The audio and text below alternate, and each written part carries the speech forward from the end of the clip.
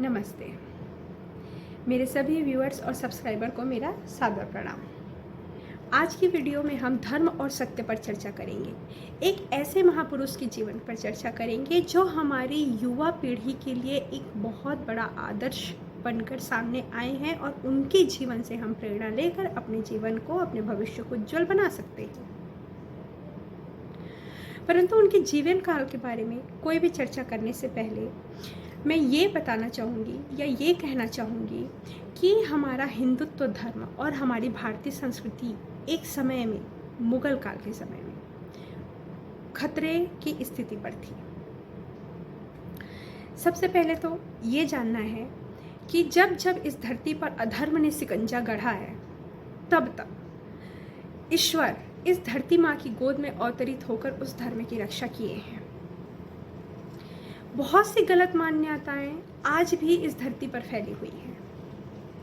जैसे कि मुगल काल का जब समय था, तब मुगल काल में हिंदू धर्म को नुकसान पहुंचाने के लिए, भारतीय संस्कृति को नष्ट करने के लिए, हिंदू धर्म की छवि खराब करने के लिए बहुत से तथ्यों को गलत रूप से प्रदर्शित किया गया, जो अफवाह आज भी फैली हुई है। जैसे कि स्त्रियों को जनेऊ धारण नहीं करना चाहिए, ये एक गलत मान्यता है। अगर ये गलत नहीं होता, अगर ये गलत होता तो रामायण में सीता मैया जी ने भी जनेऊ धारण किया था।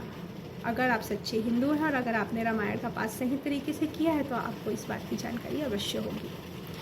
उसी प्रकार से 33 कोटि देवताओं को 33 करोड़ देवताओं के रूप में प्रदर्शित किया गया, जबकि कोटि का अर्थ होता है प्रकार। 33 प्रकार के देवी देवता हिंदुओं में है, न कि 33 करोड़। कुछ ऐसा ही है शिवलिंग। शिवलिंग को मुगल काल के ही समय से एक शारीरिक हिस्से के रूप में प्रदर्शित किया गया, जबकि वो शारीरिक हिस्सा नहीं है। लिंग का अर्थ होता है प्रतीक। शिव जी की एक साकार प्रतीक के रूप में हम शिवलिंग की पूजा करते हैं। अर्थात ये शिवलिंग जो है वो किसी शरीर का हिस्सा नहीं है, बल्कि वो है जो एक प्रतीक है, साकार प्रतीक है, जिसकी हम पूजा अर्चना पूरे विश्वास के साथ करते हैं। दुख की बात तो ये है कि हिंदू भी कुछ ऐसे गलत मान्यताओं को स्वीकारते हैं और अपने ही धर्म के लिए सवाल खड़ा करते हैं। जब उन्हें समझाने का प्रयास किया जाता है तो वे उसे नकारते हैं और नकारते हुए कहते हैं कि ऐसा किस शास्त्रों में लिखा है। तो आपको ये बात पता होनी चाहिए कि मुगल काल में ही हिंदुओं को नष्ट करने या उनकी छवि खराब करने के लिए शास्त्रों को जलाया गया था, फाड़ा गया था, तोड़ा गया था। और जब उस शास्त्रों की रिकवरी की गई तो अनेक तथ्य जो थे वो लुप्त हो गए और अनेक तथ्य को गलत रूप से सामने लाया गया। यही कारण है कि आज हमारे हाथों में शास्त्रों का एक सही रूप शामिल नहीं है। ऐसा ही कुछ हुआ गायत्री मंत्र के साथ। गायत्री मंत्र को तथाकथित विद्वानों ने ब्राह्मणों का मंत्र घोषित किया और अन्य सभी जातियों को गायत्री मंत्र का जाप करने से रोक दिया गया, डरा दिया गया। और तो और ब्राह्मणों में भी सिर्फ पुरुष वर्ग को गायत्री मंत्र का अधिकार दिया गया, स्त्रियों को भी गायत्री मंत्र जपने के अधिकार से अछूते रखा गया।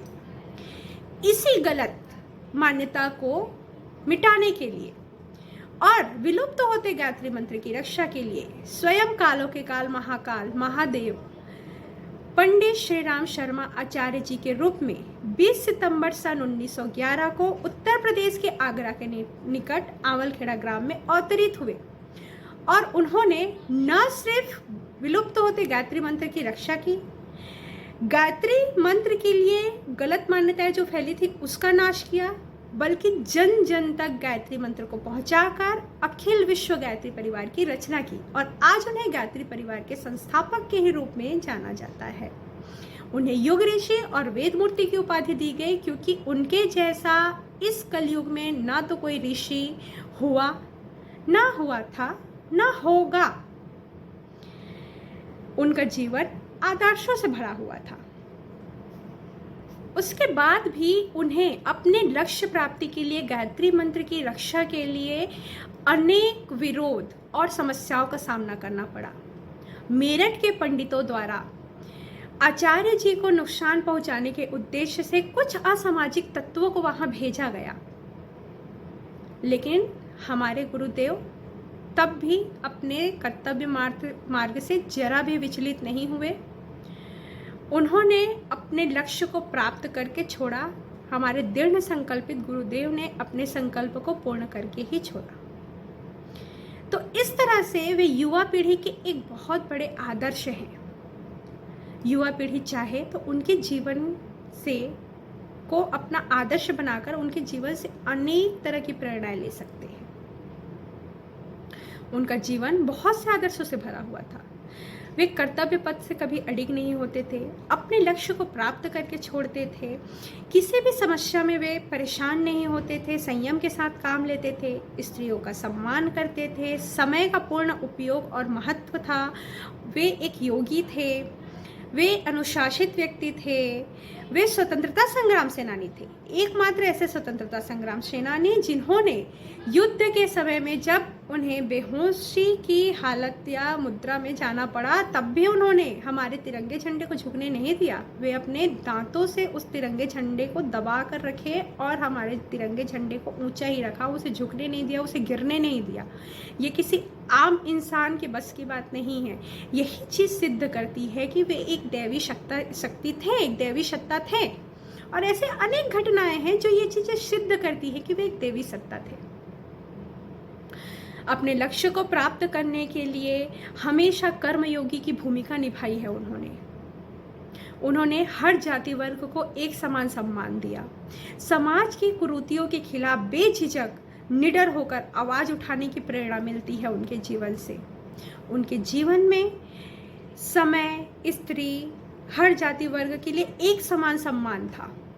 अपने लक्ष्य को प्राप्त करने की जिद्द थी, दृढ़ संकल्पित व्यक्ति थे, किसी भी समस्याओं से विचलित नहीं होते थे। ये सारे आदर्श जो है वो गुरु जी के जीवन में भरपूर थे।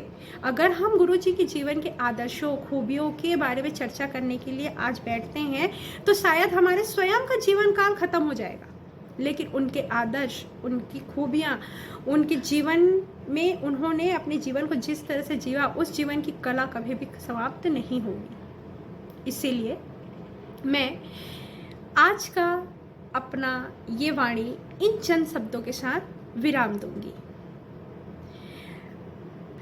और कुछ नहीं तो अपने स्वयं के जीवन को उज्जवल बनाने, और कुछ नहीं तो अपने स्वयं के जीवन को उज्जवल बनाने हम गुरुदेव से प्रेरणा लें, खुद को बदल लें और युग परिवर्तन लाने, खुद को बदल लें और युग परिवर्तन लाने।